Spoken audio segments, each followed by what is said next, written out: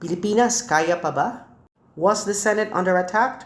Or was it just a stage script written by the best actors and directors in the Senate? Another chaos happened last night inside the Senate premises, and it involved gunshots fired inside the building. Grabe na talaga yung nangyayari sa isang institusyon na supposed to be ang naglilikha ng batas at una-unang nagpapatupad at sumusunod sa batas. So apparently, after the supposed to be gunshots and attack that happened in the Senate, sabay-sabay na nag-vlog ang mga senador na naiwan doon sa Senado. Vloggers yarn? Oh wow! And after that, may mga photos na lumalabas ngayon na nakita natin na after a few hours of the supposed to be gunshots, nakita natin na nag-dinner buffet yung mga naiwang senador sa Senado. Sana all may pa-buffet! Ang dami-daming mga iba't ibang spekulasyon ang lumabas after the incident. May mga senador at mga tao na nagsabi na nakakapagtaka daw kung bakit nangyari yung mga insidente ng pamamaril nung nakauwi na lahat ng mga members ng minority. Binigyan daw ng warning yung ibang senador na umalis na kayo dyan kasi magkakagulo. How true? Then, the senators who were allegedly given the advance information categorically denied the accusation. After a while, pumunta agad yung DILG Secretary na si John Vic Rimulya doon sa Senado para mag-imbestiga.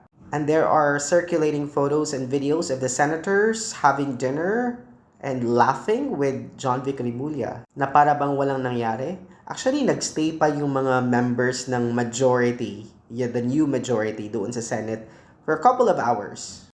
Then, after a while, we saw the official statement of the President himself assuring the public na hindi cause ng gobyerno yung pamamaril. According to the President, there was never an instruction from him to go to the Senate and arrest Senator Bato.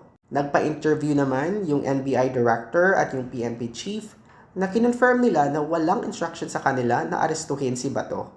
And NBI Director Mabitag confirmed that they were not in the vicinity to arrest anyone. So ano ba talaga? So because of that, nagduda tuloy yung mga tao. The fact na sinabi ni Cayetano, yung bagong Senate President, at yung mga kaalyado niyang senador na turned into vloggers, na sunod-sunod daw yung exchange of gunshots. Himalang walang natamaan o nasaktan na kahit isa. Thank God, salamat naman po. And after a few hours, nung humupa na ng konti yung situation, nalaman na lang ng mga tao na allegedly nakatakas na daw si Senator Bato de la Rosa, which was later confirmed today by Cayetano himself. So Pilipinas, ano na? Under attack ba talaga ang Senado o script lang yon? Kasi kung script, nakakalungkot. Nakakalungkot na aabot tayo sa ganung sitwasyon just to protect an international fugitive. Then may napanood akong interview ng Sergeant at Arms na si Mau Aplaska sa 24 Oras by Mel Chanco at kinonfirm ng Sergeant at Arms na sila daw yung unang nagpaputok ng warning shots. And because of that, the NBI agents who were present in the GSIS building fired back warning shots. At nung tinanong siya ni Mel kung bakit sila unang nagpaputok ng warning shots, sinabi niya na standard operating procedure daw nila sa Senado. Mel Tiangco was confused. Me, I was watching the video and the interview. I was very confused. Naku, hanapin niyo sa YouTube. It's a very strange interview. And because of that, the latest news that I've heard just a few hours ago is that the NBI and the PNP are now conducting investigation to know if the gunshots and the commotion was staged or not. Dito na magkakaalaman kasi ang daming paraan para maimbestigahan kung totoo ba yung standoff na yun o hindi. Where is the CCTV?